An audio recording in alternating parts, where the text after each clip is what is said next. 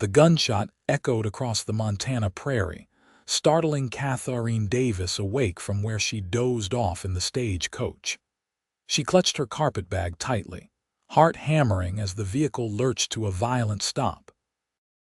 The year was 1878, and she was still 3 miles outside of Greeley, Montana, 3 miles from what was supposed to be her fresh start.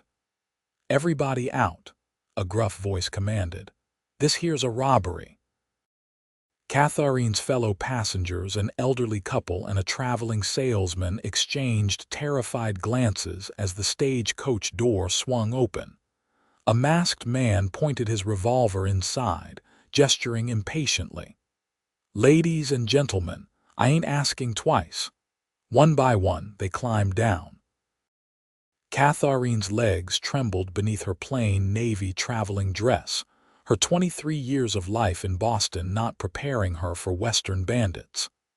The driver sat with his hands raised, another masked man training a gun on him. "Valuables in the hat," the first robber demanded, holding out a dusty Stetson. "Watches, wallets, jewelry. Now." The elderly couple surrendered a pocket watch and wedding ring. The salesman reluctantly added his money clip. When the hat reached Katharine, she hesitated. "I have nothing of value," she said quietly, "except this." She reached for her mother's locket, the only memento she had left.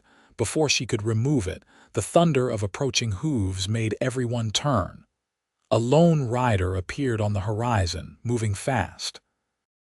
"Boss," the second robber called nervously, "someone's coming." "Then shoot him," the leader snapped. The second man raised his rifle, but before he could fire, the approaching rider's gun barked twice. The robber holding the hat howled and dropped his pistol, clutching his shoulder. The other outlaw panicked, firing wildly before scrambling for his horse. "Get back here, you yellow-bellied!" The leader's words cut short as the newcomer's third shot knocked the hat from his hand. "Next one goes between your eyes," the rider called out, his voice carrying the steel edge of a man who meant every word. "Drop your weapons and ride out. Now." The wounded robber staggered to his horse while the leader glared with naked hatred. "This ain't over," he spat, before both men galloped away. The stagecoach passengers stood frozen as their savior approached. Katharine took in the sight of him, tall and broad-shouldered, his face weathered by sun and wind beneath a well-worn hat. He couldn't have been more than 30, with piercing eyes that surveyed the scene with practiced efficiency. "Everybody all right?" he asked, dismounting gracefully despite his tall frame. "Thanks to you, mister," the driver said, climbing down. "That was some shooting." "Just happened by at the right time," the man replied modestly. His gaze fell on Katharine, lingering briefly before he tipped his hat. "Madam." "Thank you, sir," she managed, finding her voice. "You saved us all." "Name's Vaughn Harrington," he said. "I ranch about 5 miles outside of Greeley. Those men have been causing trouble for weeks." "I'm Katharine Davis," she replied. "I'm to be the new schoolteacher in Greeley." Something flickered in Vaughn's eyes, surprise perhaps, or something more complex. "Schoolteacher. Town's been waiting on you. Mayor will be pleased you've arrived." The stagecoach driver collected the discarded hat, returning the valuables to their rightful owners. "We best get moving before those vermin decide to come back with friends." "I'll ride alongside you to town," Vaughn offered, climbing back atop his chestnut gelding, "just to be safe." Katharine found herself watching him as they continued toward Greeley. There was something compelling about the man, not just his timely heroism, but the quiet confidence he carried. When the stagecoach finally rolled into town an hour later, she felt both relief and a curious twinge of regret that their journey had ended. Greeley, Montana revealed itself as a single dusty street lined with wooden buildings, a general store, saloon, small church, and various businesses. People paused in their activities to watch the stagecoach arrive. especially with Vaughn Harrington riding escort. The mayor, a portly, enthusiastic man named Henry Simmons, was waiting when they pulled up outside the town's only hotel. "Miss Davis," he exclaimed, hurrying forward to help her down. "We were beginning to worry, and Vaughn Harrington escorting you in what's this about?" After explanations about the robbery attempt, the mayor's face darkened. "The Sherman gang, no doubt. They've been plaguing the county for months. Sheriff Dixon will want to hear about this." He turned to Katharine with renewed cheer. "But where are my manners? Welcome to Greeley, Miss Davis. We're mighty pleased you answered our advertisement." "Thank you, Mayor Simmons," she replied, glancing around at what would be her home for the foreseeable future. "I'm eager to begin teaching." "Well, we've got the old meeting hall fixed up as a schoolhouse," the mayor explained. "Not much, but it'll serve. The children are excited, those that'll be attending anyway." Vaughn Harrington, who had dismounted, spoke up. "Mayor, those men are likely still out there. Perhaps Miss Davis should settle in before touring the town." Of course," Mayor Simmons agreed. "The widow Jenkins has a room ready for you at her boarding house, finest accommodation in Greeley, which isn't saying much, I'm afraid." Katharine smiled politely. "I'm sure it will be lovely." "Miss Davis," Vaughn said, tipping his hat again, "if you'll excuse me, I need to speak with the sheriff about those outlaws." "Mr. Harrington," she called as he turned to leave. "Thank you again, for everything." He nodded, a hint of a smile softening his features. "Just doing what needed doing, Miss Davis. Welcome to Greeley." As Vaughn walked away, Mayor Simmons leaned in conspiratorially. "Fine man, that Harrington. Runs the biggest ranch in the county. Widower with 3 young ones, poor fellow." "Widower?" Katharine repeated, watching Vaughn's retreating back. "Yes, lost his wife to fever 2 winters ago. Tragic business. Been raising those children alone ever since. Tough as nails, that man, but good-hearted." The mayor sighed. "Well, let's get you settled, shall we? School starts Monday, giving you the weekend to prepare." As Katharine followed the mayor toward the boarding house, she couldn't help but glance back to where Vaughn had disappeared. A widower with 3 children. Something about that knowledge made her heart ache for a man she'd barely met. The widow Jenkins proved to be a kindly woman in her 60s who welcomed Katharine warmly. Her boarding house was simple but clean, with a small bedroom that would be Katharine's own private space, a luxury after sharing cramped quarters with her 3 sisters back in Boston. "Dinner's at 6 sharp," Mrs. Jenkins informed her. "You'll meet the other boarders, then just Mr. Pearson, the bank clerk, and Dr. Wilson. We ladies are outnumbered, I'm afraid." "That's quite all right," Katharine assured her, setting down her carpetbag. "I appreciate having a room at all." "Mayor says you're to start teaching Monday. Exciting times for Greeley. We've been without a proper school for 2 years now," Katharine smiled. "I'm looking forward to meeting my students. You'll have about 15, I expect, town children mostly. The ranchers' kids rarely attend, living too far out." Mrs. Jenkins paused. "Except maybe the Harrington children if their father can spare them from ranch work." "Mr. Harrington's children," Katharine said, trying to sound merely conversational. "I heard he has 3. Yes, poor dears. Lost their mama when the youngest was barely walking. Emma's 10 now, Michael's 8, and little Sarah's just 6. The widow sighed. "Vaughn does his best, but a man alone can't be both mother and father, can he? Those children are growing up wild as the prairie wind." Katharine unpacked her few belongings, including several precious books and the teaching materials she'd brought from Boston. Her thoughts kept returning to Vaughn Harrington and his motherless children. She knew firsthand how it felt to lose a parent young. Her own father had died when she was 12, leaving her mother to raise 4 girls alone. Sunday morning, after attending service at Greeley's small church, Katharine was given a tour of the schoolhouse by Mayor Simmons. The building was rudimentary, a single room with rough-hewn benches, a pot-bellied stove in the corner, and a chalkboard that had seen better days. "It's not much," the mayor admitted, "but it's yours to shape as you see fit." "It will be perfect," Katharine assured him, already envisioning how she would arrange things. "I'll need to take inventory of what supplies we have." "Next supply wagon isn't due for 3 weeks," the mayor warned. "What we have is what you'll start with." A search of the small storage closet revealed a meager collection: a few dog-eared readers, some broken chalk pieces, and 2 cracked slates. Katharine hid her dismay. In Boston, she'd taught at a school with proper desks and a library of books. "This will be challenging," she admitted.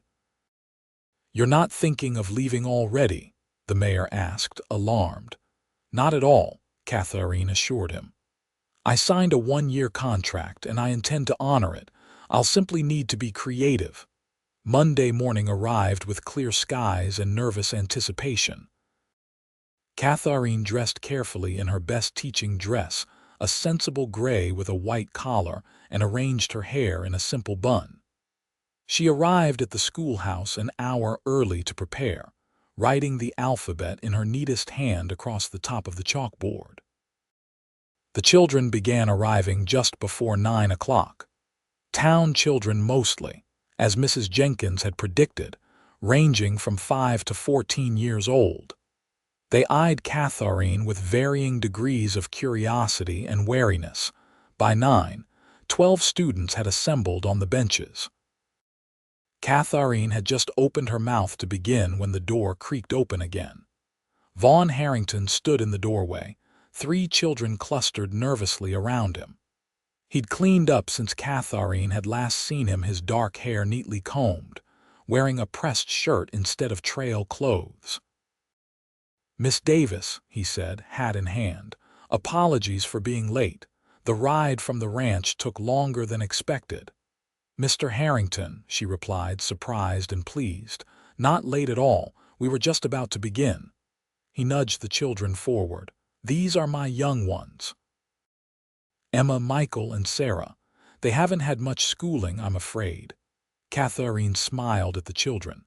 Emma, the oldest, had her father's serious expression and dark hair. Michael was all nervous energy, while little Sarah half hid behind her father's leg. "Welcome," Katharine said warmly. "I'm delighted you'll be joining us." "They can raid some," Vaughn explained, looking slightly embarrassed. "Their mother taught them before." "Well, I've done what I could since then, but ranching doesn't leave much time for letters." "That's why I'm here," Katharine assured him. "Please, children, find seats where you're comfortable." The Harrington children moved hesitantly to an empty bench. Vaughn lingered awkwardly. "Will you need them home by a certain time?" Katharine asked. "I'll come for them at 3, he said. "We've arranged with the Millers in town. They'll stay there if weather's too bad for traveling." He paused. "They have their lunch pails, and I've—" He reached into his pocket and pulled out a few coins, for books or whatever they might need. "Thank you, Mr. Harrington. We'll make do with what we have for now." He nodded, casting a last look at his children before turning to leave. At the door, he stopped. "Miss Davis, thank you for teaching them." After he left, Katharine turned to her class with a bright smile. "Well then, let's begin by getting to know one another, shall we?" That first day revealed the enormous task before her. The children's education levels varied wildly. Some of the older town children had decent reading skills, while others, particularly the Harrington children, struggled with basic letters. By lunchtime, Katharine had separated them into 3 groups based on ability. When Vaughn returned at 3, the children were reciting a simple poem Katharine had taught them. He stood silently in the doorway, watching with an unreadable expression until they finished. "Papa!" Sarah exclaimed, spotting him first. She ran to him, proudly clutching a paper. Miss Davis gave me a gold star. Vaughn knelt to examine the paper, a simple writing exercise with wobbly letters. That's mighty fine, little one. Emma and Michael gathered their things more sedately, but Katharine noticed how they watched their father for approval. They did wonderfully today, Katharine told him, approaching as the other children filed out. Emma has a natural gift for mathematics, and Michael's memory for details is remarkable. Something like pride flickered across Vaughn's face. Their mother was clever with numbers, he said quietly, and Michael's always been observant. Will they be attending regularly? Katharine asked, trying to keep the hopeful note from her voice. Vaughn hesitated. As often as possible. Winter's coming and the ranch needs tending, but... He looked at his children's eager faces. Yes, they'll be here. Over the next 2 weeks, Katharine settled into a routine. Each morning, she would arrive early to prepare lessons. The town children would filter in first, followed by the Harrington children, sometimes accompanied by their father, sometimes arriving on their own on a shared pony. Vaughn himself remained something of a mystery. Katharine learned bits about him from town gossip that his ranch, the Double H, was the largest spread in the county, that he'd come west from Pennsylvania as a young man, that despite numerous widows and spinsters setting their caps for him since his wife's passing, he'd shown no interest in remarrying. What she observed herself was a man devoted to his children, though somewhat awkward in showing it.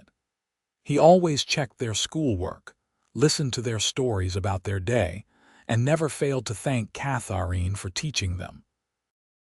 On a Friday afternoon, 3 weeks into the term, Katharine was wiping down the chalkboard when she heard the schoolhouse door open behind her.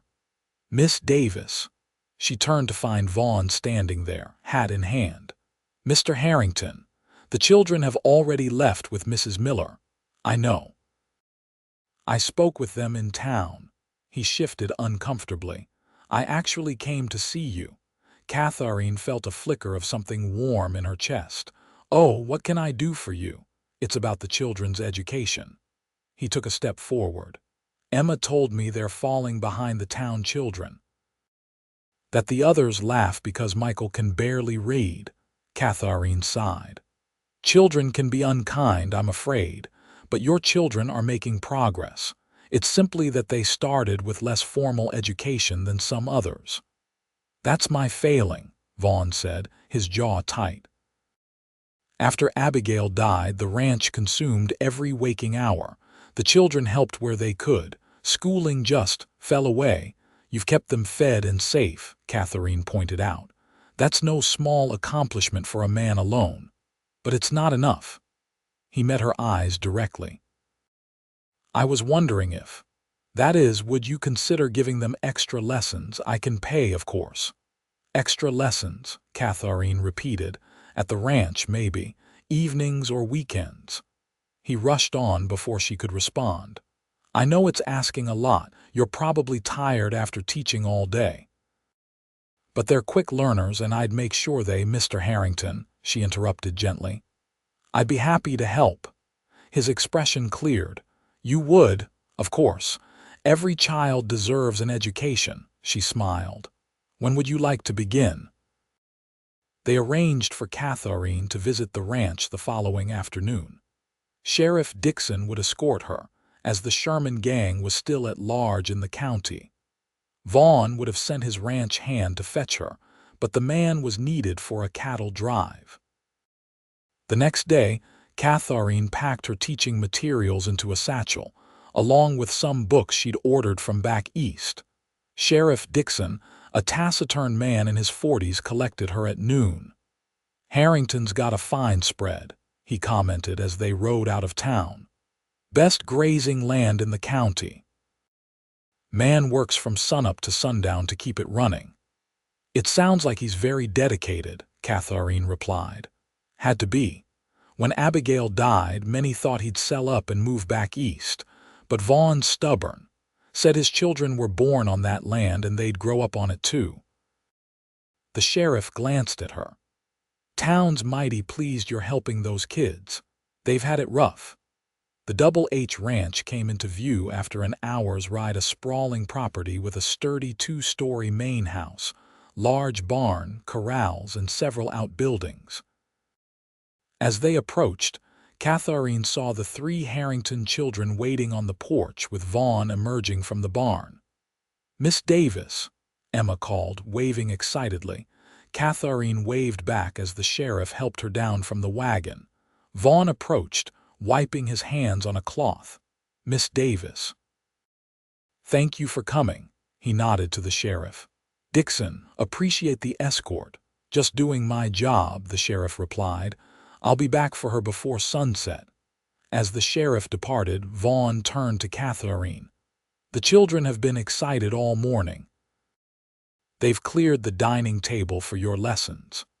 Inside, the Harrington home revealed itself as surprisingly comfortable. The furnishings were sturdy rather than ornate, but everything was clean and well maintained. Family touches were evident: a quilt over the sofa, children's drawings pinned to a board, a shelf of books well worn from use. "It's lovely," Katharine said sincerely. "Abigail made it a home," Vaughn replied quietly. "I've tried to keep it that way." The dining table had indeed been cleared, with slates and pencils laid out. The children sat eagerly, watching Katharine unpack her satchel. "I thought we might start with reading," she began, pulling out a primer. "Then perhaps some arithmetic." For the next 2 hours, Katharine worked with the children while Vaughn moved between the house and the barn, occasionally pausing to listen. She noticed how his expression softened when Emma sounded out a difficult word correctly, or when Michael solved a mathematics problem. When they took a break for lemonade and cookies baked by Emma, Katharine learned Vaughn approached the table. "How are they doing?" he asked. "Wonderfully," Katharine assured him. "They're eager learners." "Papa, Miss Davis says I read better than most 8-year-olds, Michael announced proudly. "Is that so?" Vaughn ruffled his son's hair. "Well, that's fine news."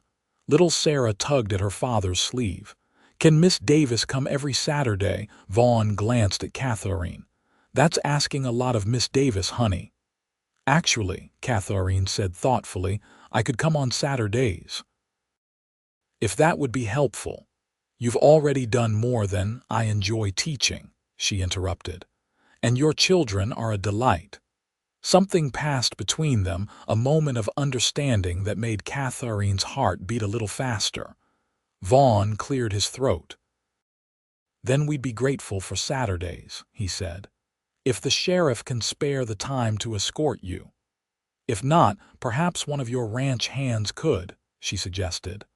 "I've only got 2 and they're often busy with the herd, but we'll figure something out." As the afternoon wound down, Katharine found herself reluctant to leave. The Harrington home had a warmth to it, despite the absence of a mother's touch. When the sheriff's wagon appeared on the horizon, the children's faces fell. "Next Saturday," Katharine promised them. "And I'll see you in school Monday." Vaughn walked her to the sheriff's wagon. "Thank you," he said simply. "It's my pleasure, truly." As the sheriff's wagon pulled away, Katharine looked back to see the family standing together on the porch, Vaughn tall and straight, the children waving enthusiastically. Something about the scene tugged at her heart in a way she hadn't expected. The Saturday visits became a regular arrangement. Each week, Sheriff Dixon or occasionally the mayor would drive Katharine out to the Double H. The children's progress accelerated with the extra attention, and Katharine found herself looking forward to the visits as much as they did. October brought cooler weather and the first hints of the harsh Montana winter to come. On one Saturday visit, Katharine arrived to find Vaughn splitting firewood, his sleeves rolled up despite the chill. She tried not to notice the play of muscles in his forearms as he worked. "Miss Davis," he greeted her, setting down the axe. "The children are inside. Emma's baking again." She's quite the little homemaker, Katharine observed as they walked toward the house. Had to be, Vaughn said, a shadow crossing his face. After Abigail died, Emma took on more than a child should. I tried to shield her, but he shook his head. She's too much like me, stubborn, determined to help. She's remarkable, Katharine said softly. All your children are. Thanks to their mother's influence, he replied. And now yours. Inside, the smell of apple cake filled the kitchen. Emma stood proudly by the stove, flour dusting her apron. Michael and Sarah were setting the table. Miss Davis, they chorused. We made cake, Sarah announced, and Papa said you can stay for supper if you want. Katharine glanced at Vaughn, who looked slightly embarrassed. The sheriff mentioned he'd be late today. Some trouble in town, he explained. I thought you might prefer a hot meal before the ride back. That's very kind, she replied, touched by the consideration. I'd love to stay. The afternoon's lessons went smoothly. As the light began to fade, Katharine noticed Vaughn moving about the house, lighting lamps and building up the fire in the hearth. There was something domestic and intimate about watching him tend to his home, this strong, capable rancher ensuring his family's comfort. Dinner was a simple but hearty affair: venison stew, cornbread, and Emma's apple cake for dessert. The children chattered about school and ranch life while Vaughn mostly listened, occasionally prompting one of them with a question or gentle correction. Miss Davis, Emma said suddenly, will you teach us songs sometime, like the town children sing? Of course, Katharine smiled. Do you enjoy music? Mama used to sing to us, Sarah said, but Papa doesn't sing. I've no talent for it, Vaughn admitted. Abigail had a beautiful voice, though. Papa plays the fiddle sometimes, Michael offered. Only on special occasions, Vaughn amended, looking slightly uncomfortable at the revelation. Perhaps you could play while I teach the children a song, Katharine suggested. He shook his head. Another time, maybe. After dinner, the children helped clear the table while Katharine gathered her teaching materials. The sheriff still hadn't arrived. The weather's turning, Vaughn observed, looking out the window at the darkening sky. If Dixon doesn't come soon. As if summoned by his words, there was a knock at the door. But it wasn't the sheriff who stood there, it was one of Vaughn's ranch hands, soaked through and breathing hard. Mr. Harrington, there's trouble, the man gasped. Sheriff sent word. The Sherman gang robbed the bank in Greeley. There's a posse forming. Vaughn's expression hardened. Anyone hurt? Mr. Pearson, the bank clerk, got shot, but he'll live. Sheriff says they're headed north, might cut across Double H land. Katharine felt a chill that had nothing to do with the weather. Vaughn turned to her, his face grim. Miss Davis, I'm afraid you'll need to stay the night. It's not safe for you to travel, and I need to join the posse. Of course, she managed, though her heart raced at the thought of the dangerous men who had attempted to rob her stagecoach, now possibly heading toward the ranch. Vaughn turned to his ranch hand. Pete, you stay here, guard the house. Yes, sir. Vaughn moved quickly, retrieving his rifle and pistol from a locked cabinet. Emma appeared at his elbow, her young face serious. Papa, I need to go out for a while, he told her gently. Pete will stay with you, and Miss Davis is here. The bad men? Emma asked, revealing that she'd overheard more than Vaughn had realized. He knelt to her level. They're probably miles away by now, but I need to help the sheriff just in case. He kissed her forehead. You're in charge until I return. Help Miss Davis with Michael and Sarah. Emma nodded solemnly. Yes, Papa. Vaughn straightened and met Katharine's worried gaze. There are extra blankets in the chest upstairs. Emma can show you to the guest room. Be careful, Katharine said softly. Something flickered in his eyes. I will. After he left, Katharine tried to keep the children occupied with games and stories, but their worry for their father was evident. When it came time for bed, she helped Emma tuck the younger ones in. "They're always afraid Papa won't come back," Emma confided as they descended the stairs. "After Mama died, Sarah had nightmares for months." "Your father seems very capable," Katharine assured her. "I'm sure he'll be fine." "He is," Emma agreed. "But Mama was strong too, and she still died." Katharine's heart ached for these children who had learned life's hardest lesson too young. "Try to get some sleep. I'll be right across the hall if you need me." Later, lying in the unfamiliar guest bed, Katharine found herself unable to sleep. The wind had picked up, rattling the window panes. Somewhere in the distance, she thought she heard gunshots, though it might have been thunder. Her thoughts kept returning to Vaughn out there in the darkness, hunting dangerous men. She must have dozed eventually, because she woke with a start to the sound of the front door opening. Grabbing her shawl, she crept to the top of the stairs. In the dim light of a single lamp, she could make out Vaughn's tall figure. He was removing his coat, movements slow and weary. "Mr. Harrington," she called softly, descending the stairs. He turned, surprise crossing his features.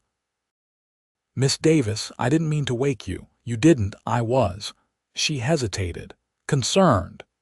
As she reached the bottom of the stairs, she saw a dark stain on his shirt sleeve. "You're hurt." Vaughn glanced down as if noticing it for the first time. "It's nothing, just a graze." "Let me see," she insisted, guiding him to sit at the kitchen table. She lit another lamp and examined his arm. The bullet had indeed only grazed him, but the wound was dirty and still seeping blood. "It needs cleaning," she said firmly. "Do you have medical supplies?" "Cabinet above the sink," he replied. Abigail always kept it well stocked. Katharine found bandages, carbolic acid, and clean cloths. Working methodically, she cleaned and dressed the wound while Vaughn sat silently, watching her hands. "The outlaws?" she finally asked. "Two captured, one dead." "The leader Sherman himself got away." Vaughn's jaw clenched. "He's the one who shot at me." "At least you're safe," Katharine said, tying off the bandage. "Your children need you." "I know." He sighed, suddenly looking exhausted. "I shouldn't have left them."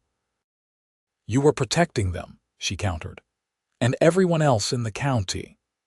Their eyes met across the small distance between them, and Katharine became acutely aware of their solitude, the sleeping children upstairs, the quiet house around them, the intimacy of tending his wound. "You should get some rest," she said, breaking the moment. "It's late." Vaughn nodded, standing slowly. "Thank you for the bandage and for staying with the children, of course." As they ascended the stairs together, Vaughn paused outside the children's rooms, quietly opening each door to check on them. The tenderness with which he tucked Sarah's blanket more securely around her small form made Katharine's heart twist with unexpected longing. "Good night, Mr. Harrington," she whispered when they reached her door. "Vaughn," he said suddenly. "Please call me Vaughn," she smiled, warmth spreading through her chest. "Katharine." "Good night, Katharine," he said, her name sounding different in his deep voice. Sleep came easier after that, despite the continuing storm outside. Morning brought clearing skies and the sheriff's arrival to collect Katharine. The children were disappointed to see her go, but brightened when she promised to return the following Saturday. As weeks passed, Katharine found herself thinking of the Harrington family constantly. The children's progress in school delighted her. Emma now reading at grade level, Michael's arithmetic improving daily, and little Sarah writing her name with growing confidence. But it was Vaughn who increasingly occupied her thoughts. Since that night when she'd bandaged his arm, something had shifted between them. He greeted her more warmly when she visited the ranch. Sometimes their hands would brush as they passed teaching materials back and forth. Once, when she'd helped Sarah with a difficult word, she'd looked up to find him watching her with an expression that made her breath catch. November arrived with the first heavy snowfall. The school in town remained open, but travel became more difficult. Sheriff Dixon was increasingly busy with his duties, and Katharine's Saturday visits to the Double H became less regular. One Friday after school, Vaughn appeared at the schoolhouse door.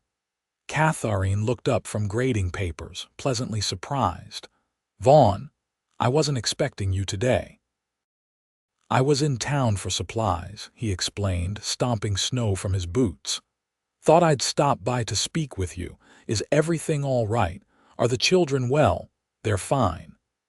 He removed his hat, turning it in his hands, a nervous gesture she'd come to recognize. "But with the roads getting worse, I'm concerned about your Saturday visits." Katharine's heart sank. "You want to suspend them for the winter?" "No," he said quickly. "The opposite, actually. I was wondering if you might consider staying at the ranch over weekends." From Saturday morning to Sunday evening. At her surprised expression, he rushed on. "Mrs. Jenkins assures me it would be entirely proper, with the children present, and it would spare you traveling in bad weather." The idea of spending full weekends at the Double H sent a flutter through Katharine's stomach. "That's very thoughtful," she managed. "The children miss you," Vaughn said. Then, more quietly, "We all do." Something in his tone made her look up sharply. The intensity in his gaze caused her cheeks to warm. "I miss them too," she admitted. "All of you." "Then you'll come?" "Yes," she decided. "I'd be happy to." That weekend marked the beginning of a new pattern. Each Saturday morning, Vaughn would collect Katharine from Mrs. Jenkins' boarding house and drive her to the ranch. She would spend the day teaching the children, join them for meals, and return to town with Vaughn on Sunday evening. Mrs. Jenkins, ever mindful of propriety, had initially expressed concern. A single woman staying at a widower's home, Miss Davis. With 3 children present, Katharine had reminded her, and in a professional capacity. The widow had sniffed but relented. "Well, those children certainly need education, and Vaughn Harrington is, at least, a gentleman." December brought preparations for Christmas. The schoolhouse in town was decorated with paper chains and pine boughs, and Katharine organized a small pageant for the children to perform for their parents. At the Double H, similar festive efforts were underway. On one Saturday visit, Katharine arrived to find Vaughn and the children bringing in a large pine tree. "Miss Davis," Sarah exclaimed, "we're having a Christmas tree. Papa said you'd help us decorate it. Did he now?" Katharine smiled, glancing at Vaughn, who looked slightly abashed. "I hope you don't mind," he said. The children were excited about the idea. "I'd love to help," she assured him. That afternoon, after lessons were complete, they gathered around the tree. Emma produced a box of ornaments, some store-bought glass balls, others clearly handmade from paper, cloth, and pine cones. "Mama made these," Michael explained, holding up a fabric star, "before she got sick." Katharine watched as Vaughn swallowed hard, helping his son hang the star on a prominent branch. "She'd be proud of how well you're keeping traditions," she said softly. As they worked, Vaughn brought out a fiddle case from a cabinet. The children immediately began clamoring for him to play. "You promised, Papa," Emma reminded him, "so I did." He removed the instrument, checking the tuning. "What shall it be?" "Silent Night," Sarah requested. Vaughn positioned the fiddle under his chin and began to play. The sweet, melancholy notes filled the room, and Katharine found herself enchanted by both the music and the man creating it. His usual stoic expression softened as he played, revealing a gentleness that took her breath away. When he finished, the children applauded. Katharine joined them, blinking back unexpected tears. "That was beautiful," she said. Vaughn looked almost shy. "Abigail always said music was important, especially at Christmas." She was right, Katharine agreed. Would you play another? He nodded, beginning Joy to the World. This time, Katharine began to sing along, her clear soprano joining the fiddle's melody. The children joined in, their young voices blending with hers. When she glanced at Vaughn, she found him watching her with such warmth that her voice nearly faltered. The tree decoration became a celebration, with music and laughter filling the Harrington home in a way that, Katharine sensed, hadn't happened in a very long time. That evening, after the children were in bed, Katharine found herself alone with Vaughn by the fireplace. She was embroidering a handkerchief, a Christmas gift for Emma, while he worked on a wooden horse for Michael. "You've brought life back to this house," Vaughn said suddenly, his voice low. "Before you came, I was just existing, making sure the children were fed and clothed. The ranch was running. But there was no joy." Katharine set down her needlework, touched by his words. "Your children have always had love," she said. "That's evident in everything they do." "Maybe," he acknowledged, "but they were missing so much that I couldn't give them: education, gentle guidance. The things a mother provides."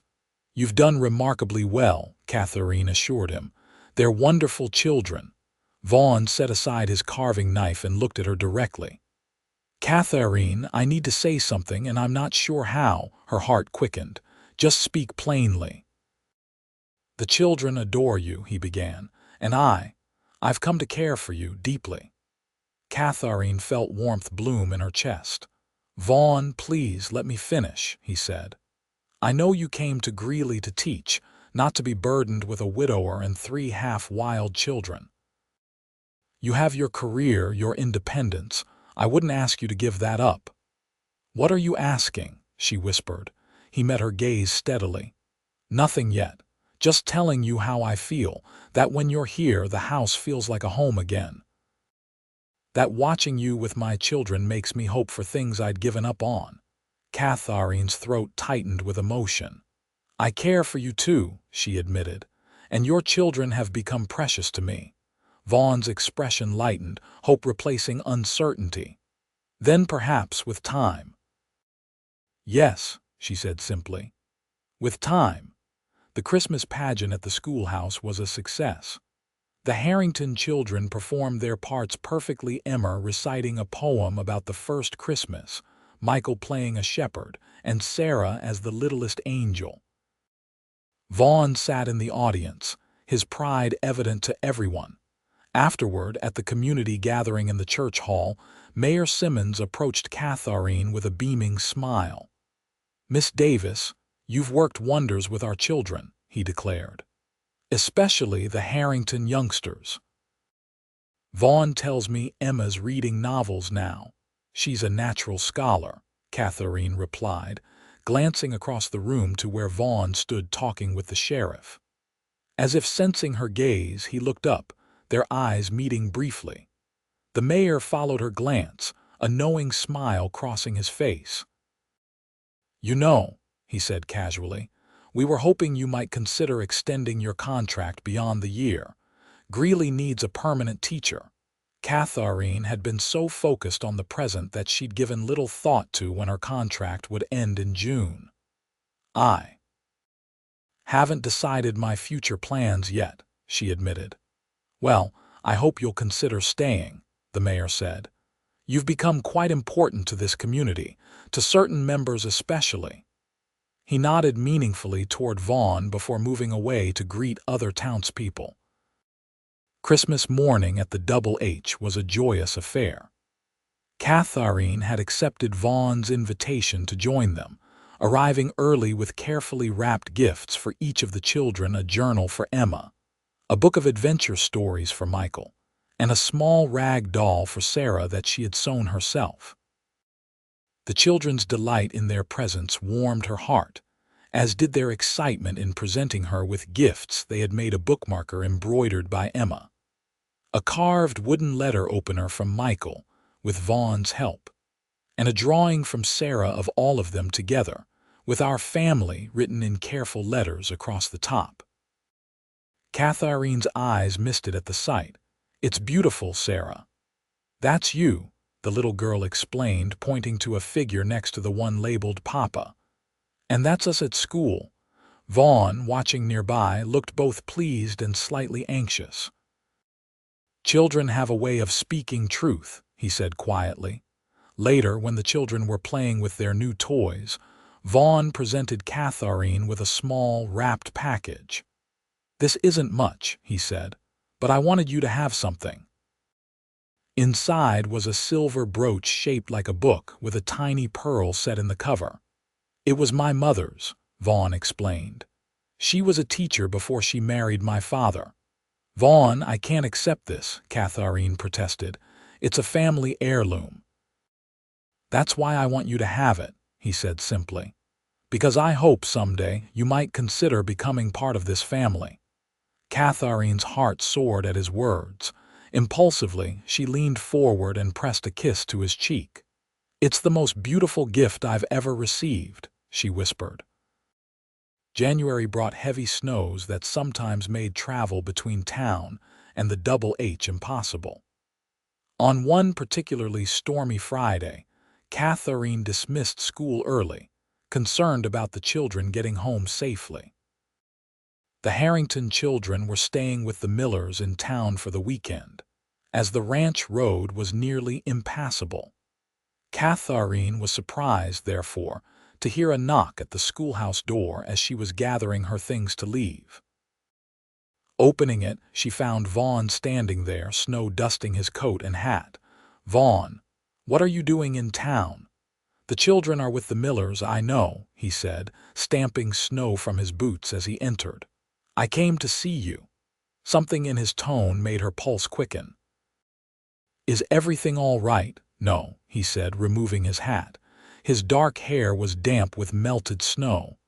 "I've been thinking about what I said at Christmas, about hoping you might become part of our family someday." "I remember," she said softly. "I should have been clearer." He stepped closer. "Katharine, these past months, watching you with my children, seeing how you've brought learning and laughter back into our lives, I've fallen in love with you," her breath caught. "Vaughn, I know it might be too soon," he continued. "You've only been in Greeley a few months. But I needed you to know how I feel." Katharine moved toward him, placing her hand on his arm. "It's not too soon," she assured him. "I love you too, and your children." The joy that transformed his face was like sunrise breaking over the prairie. Slowly, giving her every chance to pull away, Vaughn leaned down and kissed her. His lips were cold from the winter air, but they warmed quickly against hers. Katharine's arms slid around his neck, drawing him closer. When they finally parted, Vaughn rested his forehead against hers. "I never expected to find love again," he murmured. "After Abigail died, I thought that part of my life was over." "I never expected to find love at all," Katharine admitted. "I came west to teach, not to fall in love with a stubborn rancher and his wonderful children." Vaughn chuckled, the sound warming her more than the schoolhouse stove. "Stubborn am I, completely," she confirmed with a smile, "but I wouldn't have you any other way." The storm worsened, making it impossible for Vaughn to return to the ranch that night. He took a room at the hotel while Katharine returned to Mrs. Jenkins' boarding house, both of them walking on air despite the blizzard howling around them.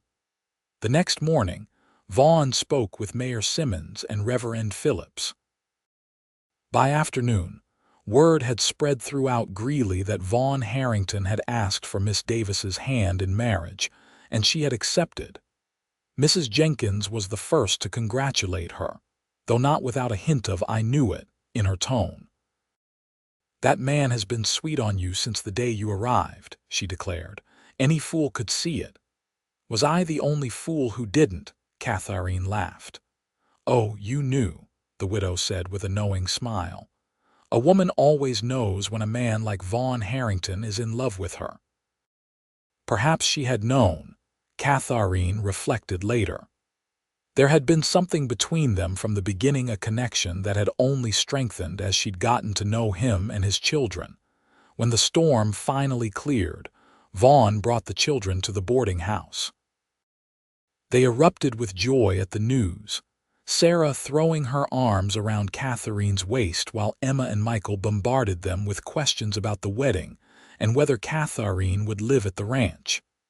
"Of course she will," Vaughn answered, his arm around Katharine's shoulders. "She'll be your new mother." Emma, always the most serious of the three, looked at Katharine intently. "Will you still be our teacher too, always?" Katharine promised. "Though perhaps not in the schoolhouse. I'll need to speak with the mayor about finding a replacement." "But who will teach the town children?" Michael asked, concerned. Vaughn and Katharine exchanged glances. "We've discussed that," Vaughn said. "Katharine will continue teaching at the schoolhouse until June when her contract ends. After we're married, she'll teach you at home and perhaps a few neighboring ranch children as well." The solution seemed to satisfy everyone. Mayor Simmons, though disappointed to lose Katharine as the town's teacher, was genuinely happy for them. "You've done this town a service, Miss Davis," he told her. "Not just educating our children, but bringing Vaughn Harrington back to life. That man's been a shadow of himself since Abigail died." Preparations for a spring wedding began. Katharine wrote to her mother and sisters in Boston, inviting them to attend. Though travel was expensive and difficult, her mother promised to come, bringing Katharine's youngest sister with her. February brought a thaw, and with it, an unexpected visitor to the schoolhouse. Katharine was just dismissing the children for the day when a well-dressed woman appeared in the doorway. She was perhaps 40, with an air of Eastern refinement that immediately stood out in Greeley. "Miss Katharine Davis?" the woman inquired. "Yes," Katharine replied, curious. "May I help you?" The woman entered, removing her gloves. "My name is Vaughn Harrington. I'm Vaughn's sister-in-law. Abigail was my sister." Katharine's surprise must have shown on her face, for Vaughn smiled slightly. "I see my brother-in-law hasn't mentioned me." "He's spoken of Abigail, of course," Katharine said carefully. "But I didn't realize her family was in the area." "We're not. I've come from Philadelphia specifically to see you." Vaughn surveyed the schoolhouse with a critical eye. "So this is where you've been teaching my nieces and nephew?" There was something in the woman's tone that put Katharine on alert. "Yes, they're making excellent progress, so I hear." Vaughn turned her attention fully to Katharine. "The town seems quite taken with you, Miss Davis, especially my brother-in-law, Mrs. Harrington. Why have you come?" Katharine asked directly. "To see the woman who intends to replace my sister," Vaughn replied, equally direct, "and to remind Vaughn of certain obligations." Obligations. Before Abigail died, she extracted a promise from Vaughn that if anything happened to her, he would send the children east to be educated properly. Vaughn's expression hardened.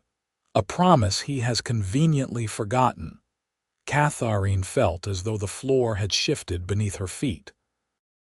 "I wasn't aware of such an arrangement. No, I don't imagine he mentioned it." Vaughn moved to the window, looking out at the Montana landscape. "My sister loved Vaughn dearly, but she never fully adapted to this wilderness. She wanted better for her children."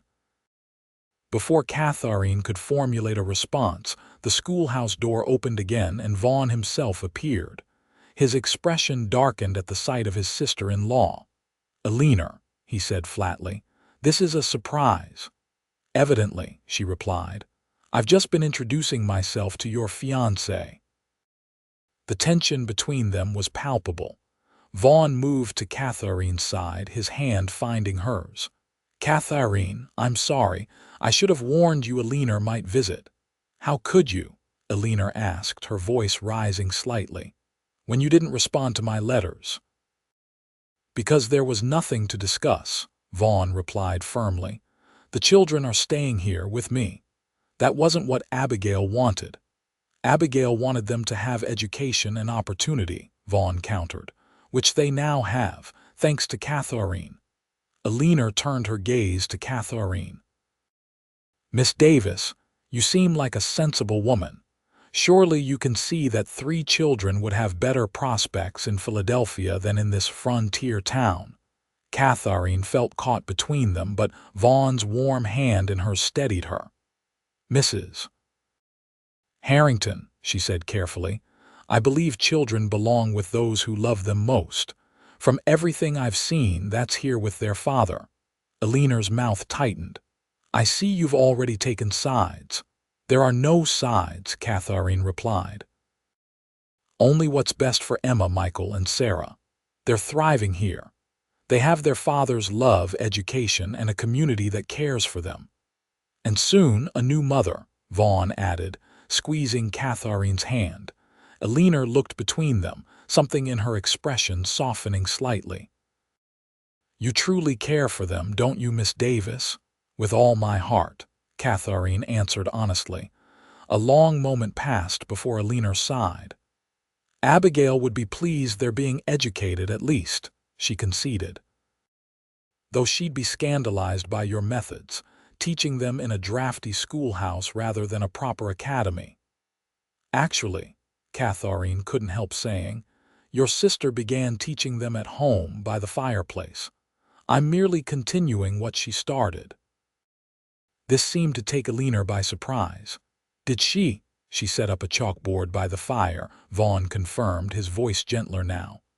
Taught Emma her letters before she was 4, started Michael on numbers. Alina closed her eyes briefly.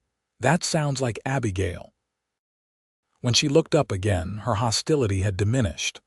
Perhaps I've been too hasty in my judgment. Would you permit me to visit the ranch, to see the children? Of course, Vaughn replied. They'd like to know their aunt. The visit to the Double H the following day was initially awkward, but the children's natural warmth soon melted Alina's reserve. She marveled at Emma's reading ability, listened to Michael's stories about ranch life, and allowed Sarah to show her the rag doll Katharine had made. By evening, a tentative peace had been established. Alina still believed the children would benefit from Eastern education, eventually, but acknowledged that separating them from their father would be cruel. Perhaps when they are older, she suggested over dinner, they might spend summers with me in Philadelphia. The best of both worlds. Vaughn, who had been prepared for a much more difficult confrontation, readily agreed. That seems reasonable. Later, after Alina had returned to town for the night and the children were in bed, Vaughn apologized to Katharine for not warning her about his sister-in-law's visit. I honestly didn't think she'd come, he admitted as they sat by the fire. She's written periodically since Abigail died, but this is the first time she's visited. She loves the children, Katharine observed. That's something to build on. Vaughn studied her face in the firelight. You're remarkable, you know that. Most women would have been furious with me for not mentioning Abigail's sister. I was startled, Katharine acknowledged, but not angry. Family is complicated. And you're joining a complicated one, he said, taking her hand. Are you sure you want to take this on? A widower with 3 children and an interfering sister-in-law, Katharine leaned over and kissed him softly. More certain than I've ever been of anything. Alina stayed in Greeley for a week, gradually warming to both Katharine and Montana. By the time she departed for Philadelphia, she had extracted promises from Vaughn to bring the children east for a visit after the wedding, and from Katharine to write regularly with updates on their education. You found a good woman, Vaughn, Alina told her brother-in-law as she prepared to board the eastbound train. Abigail would approve. With that potential conflict resolved, preparations for the wedding continued.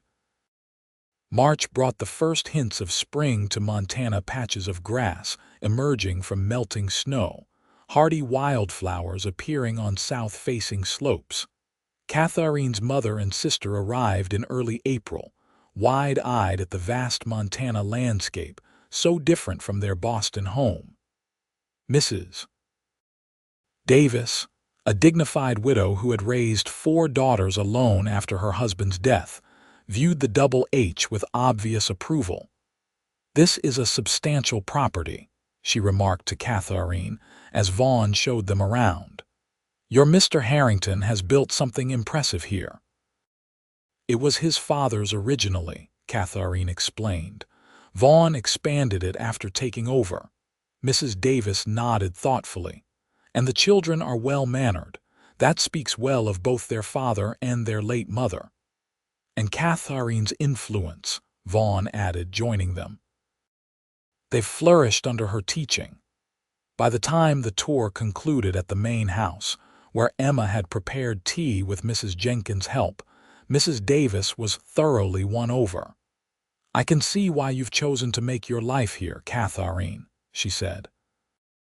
"Though I shall miss having you on the same coast." The wedding took place on the last Saturday in April, with the entire town of Greeley in attendance. The small church could barely contain the crowd. Sheriff Dixon stood as Vaughn's best man, while Katharine's sister served as her maid of honor. Emma, Michael, and Sarah participated as well, Emma carrying flowers, Michael bearing the rings, and Sarah scattering wildflower petals along the aisle. Katharine wore a gown of ivory silk that her mother and sisters had helped make, with lace at the collar and cuffs. Vaughn, in a new black suit, looked so handsome that her breath caught when she first saw him waiting at the altar. Reverend Phillips conducted the ceremony with warmth and humor, acknowledging the special circumstances that had brought them together.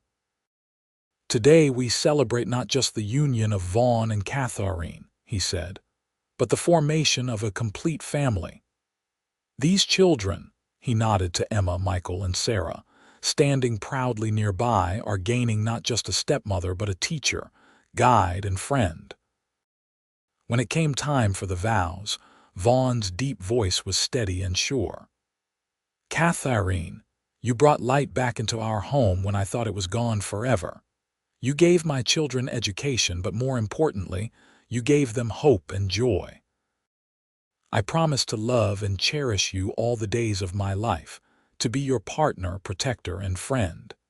Katharine's own vows came straight from her heart. "Vaughn, when I came to Greeley, I was seeking purpose. I found that and so much more in you and your children. I promise to love you faithfully, to cherish our family, and to make our home a place of learning, laughter, and love for all the years to come." The celebration afterward at the town hall lasted well into the evening. There was music, including Vaughn playing his fiddle for a smiling Katharine dancing, and enough food to feed the county twice over. The children stayed up far past their bedtime, caught up in the festivities. As the newlyweds prepared to leave for the ranch, little Sarah tugged on Katharine's dress. "Are you really our mother now?" she asked. Katharine knelt to the child's level. "I am really your mother now," she confirmed, "if that's all right with you." Sarah's response was a fierce hug that nearly toppled Katharine backward. Over the little girl's shoulder, Katharine met Vaughn's gaze filled with such love that her heart seemed too full to contain her happiness. The first weeks of marriage brought adjustments for everyone. Katharine moved her belongings from Mrs. Jenkins' boarding house to the Double H, where Vaughn had cleared space in his now their bedroom, and added bookshelves to accommodate her collection of books. She continued teaching at the schoolhouse until the end of term, riding in with Vaughn when he had business in town and staying with Mrs. Jenkins on days when the ranch demanded his presence. The arrangement worked well, though both looked forward to June when Katharine would no longer need to divide her time. May brought the end of the school year and a celebration for Katharine's students. The town had hired a new teacher, a young woman from Denver who would arrive in August for the fall term. In the meantime, Katharine helped prepare teaching materials and lesson plans to ease the transition. At the Double H, Katharine transformed the rarely used parlor into a schoolroom, setting up the chalkboard by the fireplace just as Abigail had done years before. She ordered books and supplies from back east, creating a small library for the children and any neighboring ranch children who might join them for lessons. Summer brought the promised visit to Philadelphia, where Alina welcomed them warmly to her elegant townhouse. The children were wide-eyed at the city sights, the busy streets, tall buildings, and particularly the bookshops and museums that Katharine made sure they visited. Vaughn, though less comfortable in urban surroundings, made the effort for his family's sake. They should know both worlds, he told Katharine as they watched the children exploring Alina's garden. The ranch and the city, then they can choose their own paths when they're grown. A wise approach, Katharine agreed, leaning against his shoulder. Though I suspect Emma at least might want more education than we can provide at home eventually. Then we'll find a way to make that happen, Vaughn promised. Whether it's boarding school, university, or bringing more teachers to the ranch. By autumn, life at the Double H had settled into a pleasant rhythm. Mornings were devoted to lessons in the schoolroom, with Katharine teaching the children and 2 others from neighboring ranches. Afternoons might find them helping with ranch chores, reading by the fire, or taking nature walks where Katharine incorporated science lessons into their explorations. Evenings were family time, meals together, stories, sometimes music. And later, after the children were asleep, sweet private hours for Vaughn and Katharine alone. In November, just before the first heavy snow, Katharine shared news that brought joy to the entire family. She was expecting a baby in late spring. A brother or sister. Sarah exclaimed, clapping her hands. "Can we teach it letters, Mama?" Katharine smiled at the title that had become natural over the months. "Someday," she promised, though reading might be a few years away. Emma, now 11 and increasingly thoughtful, had a more practical question. "Will you still be able to teach us, Mama, when the baby comes?" "Of course," Katharine assured her. "We'll make adjustments as needed. Perhaps you'll even help with some lessons for Michael and Sarah." The prospect of additional responsibility pleased Emma enormously. Vaughn, watching the exchange, caught Katharine's eye over the children's heads, his expression filled with love and gratitude. Later that night, as they prepared for bed, Vaughn placed his hand gently over the still flat plane of Katharine's stomach.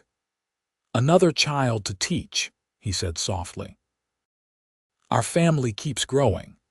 "In the best possible way," Katharine agreed, covering his hand with her own. "From a classroom to a family, I never imagined such happiness when I boarded that stagecoach to Greeley." Vaughn pulled her closer. "I never imagined loving again after Abigail died," he admitted. "You healed something in me, Katharine, in all of us." "You healed something in me too," she told him. "I was always the dutiful daughter, the responsible sister, the dedicated teacher. You helped me discover the woman beneath all those roles." "And what a remarkable woman she is," Vaughn murmured, bending to kiss her. "Teacher, wife, mother, partner." As winter settled over the Double H, the Harrington home remained warm and bright. The chalkboard by the fire became the center of family gatherings, not just for formal lessons, but for games, stories, and planning the future they would build together. On Christmas Eve, with snow falling softly outside and the children hanging stockings by the fireplace, Katharine looked around at her family, Vaughn carving a wooden horse for little Sarah, Emma reading to Michael, the baby growing beneath her heart, and knew that education came in many forms. The most important lessons were those of love, courage, and making a family from the diverse pieces life provided. "Penny for your thoughts," Vaughn said, coming to sit beside her. "I was thinking about beginnings," she replied, leaning against him. "How a stagecoach robbery led me to you. How your children needed a teacher and I needed a home." "Sounds like a perfect match to me," Vaughn said, his arm around her shoulders. "Almost as if it were meant to be." "Perhaps it was," Katharine agreed, watching as Emma helped Sarah hang the last stocking. "After all, the best lessons are those we don't even realize we're learning until they've already changed us forever." In May of 1880, as wildflowers again bloomed across the Montana prairie, Katharine gave birth to a son. They named him James, after Katharine's father. He joined his siblings in the schoolroom from his earliest days, first sleeping in a cradle by the fire while Katharine taught, then watching wide-eyed from a blanket on the floor, and eventually taking his own place at the small desk Vaughn built specially for him. The years that followed brought changes and growth. Emma, showing a particular aptitude for medicine, eventually attended university back east with a leaner sponsorship. Michael found his calling on the ranch, working alongside his father and ultimately expanding the Double H to twice its original size. Sarah discovered a talent for writing, publishing stories about frontier life in magazines across the country. And young James, to everyone's delight, became a teacher like his mother, eventually taking over the school in Greeley when the previous instructor retired. Through it all, the chalkboard remained by the fire in the Harrington home, a symbol of how education and love had built a family from once separate lives. New children learned their letters there as the family grew, and eventually grandchildren too. On their 25th wedding anniversary, Vaughn presented Katharine with a special gift, a new chalkboard, beautifully framed in carved wood. "The old one's nearly worn through," he explained as she unwrapped it, "but I thought we should keep the tradition." Katharine ran her fingers over the smooth surface, remembering the nervous young woman who had arrived in Greeley so many years before, determined to teach frontier children but unprepared for how they would teach her in return. "It's perfect," she told her husband, reaching up to touch his now silver-streaked hair. "Like everything you've given me." "Everything we've built together," Vaughn corrected gently. "One lesson at a time." That evening, surrounded by their children and grandchildren in the home that had seen so much love and learning, Katharine wrote a single word on the new chalkboard: family, and knew that of all the subjects she had ever taught, this had been the most important lesson of all.